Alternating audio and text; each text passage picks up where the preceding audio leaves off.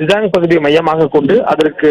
அந்த பகுதியினுடைய பூமியின் அடியில் 10 கிலோமீட்டர் ஆழத்தில் அந்த நிலநடுக்கம் ஏற்பட்டு அதனுடைய அதிர்வு உணரப்பட்டதாக முன்னதாக தெரிவிக்கப்பட்டுள்ளது. அதனைத் தொடர்ந்து காலை 6:35 மணி அளவில் ரிக்டர் அளவுகோலில் 7.1 என்ற அதிக அளவிலான சக்தி வாய்ந்த ஒரு நிலநடுக்கம் ஏற்பட்டு 7.1 என்ற ரிக்டர் அளவில் அது பதிவாகி இருக்கிறது. அதனைத் தொடர்ந்து மீண்டும் ஒரு நிலநடுக்கம் காலை 7:02 அளவில் ரிக்டர் அளவுகோலில் 4.7 என்ற அளவிலும், அதனைத் தொடர்ந்து காலை 7:07 அளவில் 4.9 என்ற அளவுகோலிலும், அதன் பின்னர் 7:13 அளவில் 5 ரிக்டர் அளவுகோலிலும்,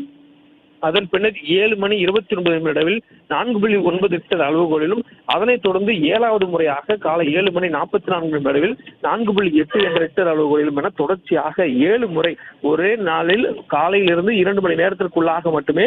7 முறை ஒரு பகுதியை மையமாக கொண்டு நிலநடுக்கம் உணரப்பட்டிருக்கிறது. அது சக்தி வாய்ந்த நிலநடுக்கமாக 7.1 என்ற அளவுகள் உணரப்பட்டிருப்பதனால் அந்த பகுதியில் இருக்கக்கூடிய மக்கள் மட்டுமில்லாது அண்டை மாநிலங்கள்